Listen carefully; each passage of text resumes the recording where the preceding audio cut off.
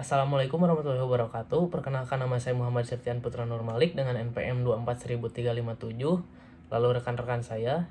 Perkenalkan, nama saya Khairil Sulaiman, NPM saya 2410.046. Perkenalkan, nama saya Andika Saputra Ramadan dengan NPM 2410326. Perkenalkan, nama saya Muhammad Rafi Gustiawan dengan NPM 241000333. Baik, di sini kami akan menjelaskan materi tentang perbuatan melawan hukum dalam kasus PT BKB versus PT CTPI dan PT Sedco Intrisik Nusantara. Yang pertama, pengertian.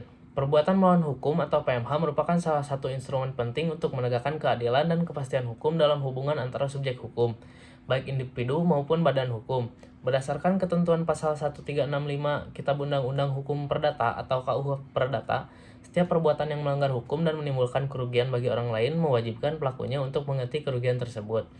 Konsep PMH ini tidak hanya mencakup pelanggaran terhadap undang-undang tertulis, tetapi juga terhadap asas kepatutan, ketelitian, dan itikat baik yang diakui dalam masyarakat.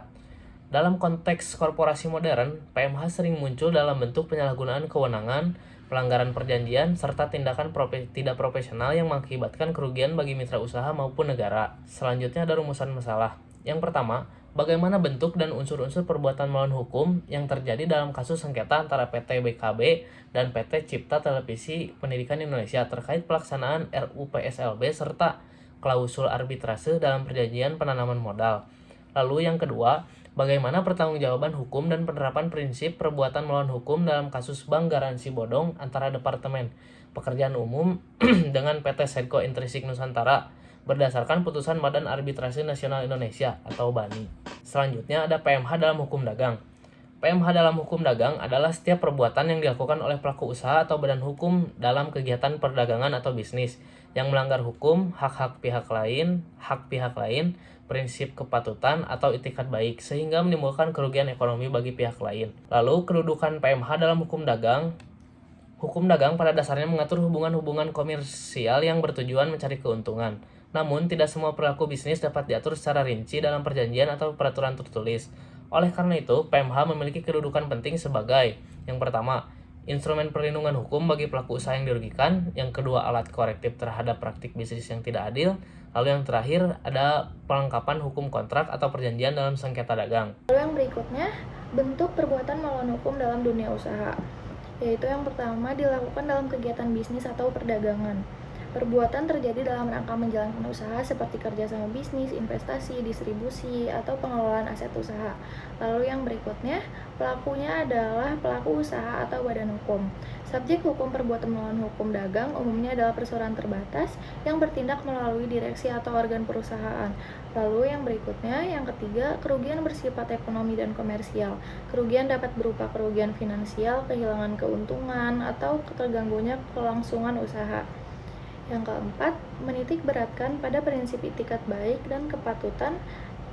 Dalam hukum dagang, tindakan yang secara formal sah tetap dapat dianggap perbuatan melawan hukum apabila dilakukan tanpa itikat baik dan melanggar kepatutan bisnis. Berikutnya, kasus PT BKB atau Berkah Karya Bersama versus PT CTPI atau Cipta Televisi Pendidikan Indonesia merupakan sengketa perdata di bidang hukum dagang yang muncul dalam sengketa korporasi. Sengketa ini berkaitan dengan pelaksanaan rapat umum pemegang saham luar biasa yang dilakukan oleh PT BKB pada 17 Maret 2005. PT CTPI mempersoalkan keabsahan RUU PSLB tersebut karena dianggap tidak memenuhi ketentuan hukum perseroan, sehingga tindakan tersebut dinilai tidak hanya sebagai sengketa internal perusahaan, tetapi juga sebagai perbuatan melawan hukum yang merugikan hak pemegang saham. Berikutnya, para pihak dalam kasus PT BKB versus PT CTPI. PT BKB berkedudukan sebagai pihak yang menyelenggarakan RUU PSLB dan mengklaim memiliki kewenangan berdasarkan surat kuasa tertentu. Sedangkan PT CTPI berkedudukan sebagai pemegang saham yang merasa dirugikan akibat pelaksanaan RUU PSLB tersebut. Berikutnya, bentuk perbuatan melawan hukum dalam kasus PT BKB. Perbuatan melawan hukum dalam kasus ini terletak pada tindakan PT BKB yang tetap melaksanakan RUU PSLB dengan menggunakan surat kuasa yang telah kadaluarsa, Secara hukum, surat kuasa yang tidak berlaku tidak hanya dijadikan dasar kewenangan dalam pengambilan keputusan perseroan. Pelaksanaan RUU PSLB tanpa kewenangan yang sah melanggar ketentuan Undang-Undang Perseroan Terbatas dan menunjukkan adanya penyalahgunaan tindak koperasi yang berpotensi merugikan pihak lain. Berikutnya, klausul arbitrase dalam hubungan para pihak. Yang pertama, adanya klausul arbitrase bani dalam perjanjian penanaman modal yang disepakati para pihak terdapat klausul yang mewajibkan penyelesaian sengketa melalui bani. Lalu, klausul bersifat meningkatkan dan wajib dipatuhi. Berdasarkan asas pacta sunt servanda, perjanjian berlaku sebagai undang-undang bagi para pihak. Berikutnya, yang terakhir, pengadilan negeri seharusnya tidak berwenang. Ini ada di pasal 3 Undang-Undang Nomor 30 Tahun 1999. Menegaskan bahwa pengadilan tidak berwenang memeriksa sengketa yang terikat perjanjian arbitrase. Selanjutnya ada konflik kewenangan antara pengadilan dan bani. Meskipun telah terdapat klausul arbitrase, sengketa ini tetap diajukan ke Pengadilan Negeri Jakarta Pusat. Hal tersebut menimbulkan konflik kewenangan antara lembaga peradilan umum dan bani. Dualisme penyelesaian sengketa ini menimbulkan ketidakpastian hukum karena adanya potensi perbedaan putusan antara pengadilan dan arbitrase. Kondisi ini menunjukkan lemahnya konsistensi penerapan perjanjian arbitrase dalam praktik. Selanjutnya ada makna perbuatan melawan hukum dalam sengketa korporasi kasus PT BKB versus PT CTPI. Menunjukkan bahwa perbuatan melawan hukum dalam sengketa korporasi tidak hanya berkaitan dengan kerugian ekonomi, tetapi juga mencangkup pelanggaran prinsip good corporate governance. Tindakan korporasi yang dilakukan tanpa dasar hukum yang sah merupakan bentuk penyalahgunaan kewenangan organ perseroan yang dapat berdampak buruk terhadap kepercayaan pemegang saham dan iklim investasi secara umum. Selanjutnya ada kasus PT Sedco Intrinsik Nusantara.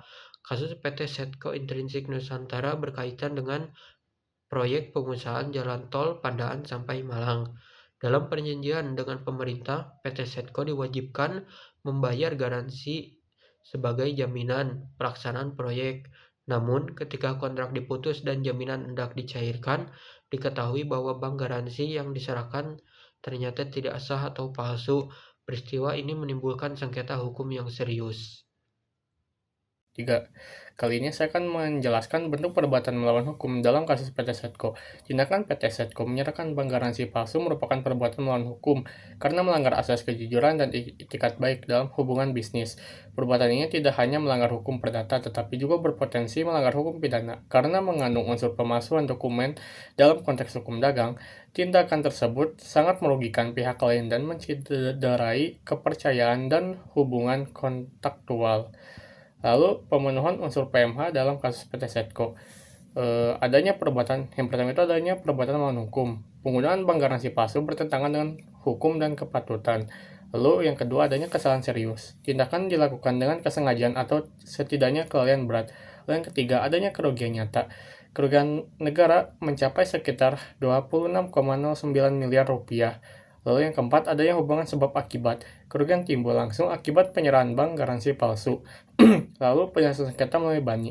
Sengketa ini kemudian diselesaikan melalui Badan Arbitrase Nasional Indonesia. Majelis Arbitrase memeriksa fakta, alat bukti, dan unsur-unsur PMH yang diajukan oleh para pihak. Dalam putusannya, bani menyatakan bahwa PT Sedco terbukti melakukan PMH dan menjatuhkan kewajiban ganti rugi. Putusan arbitrase tersebut bersifat final dan mengikat sesuai dengan Undang-Undang Nomor 30 Tahun 1999 tentang arbitrase dan alternatif penyelesaian sengketa. Baik, untuk kesimpulannya, perbuatan melawan hukum PMH dalam hukum dagang merupakan instrumen penting untuk melindungi hak dan kepentingan para pelaku usaha. Dalam hubungan bisnis, PMH tidak hanya mencakup pelanggaran terhadap hukum tertulis, tetapi juga pelanggaran terhadap prinsip itikat baik dan kepatutan dalam kegiatan usaha. Kasus PT BKB dan versus PT CTPI menunjukkan bahwa tindakan korporasi yang dilakukan tanpa kewenangan hukum yang sah dapat dikualifikasikan sebagai PMH karena merugikan hak pemegang saham. Sementara itu, kasus PT Sedco Intrinsik Nusantara membuktikan bahwa penggunaan bank garansi palsu merupakan bentuk PMH yang serius karena menimbulkan kerugian besar dan melanggar hak asasi kejujuran dalam hukum dagang. Penyelesaian sengketa melalui Badan Arbitrase Nasional Indonesia atau BANI menegaskan efektivitas arbitrase dalam memberikan kepastian hukum yang final dan mengikat. Baik, sekian presentasi dari kelompok kami. Jika ada yang ingin bertanya, bisa cantumkan pada kolom komentar di bawah. Terima kasih sudah menonton video presentasi ini. Wassalamualaikum warahmatullahi wabarakatuh.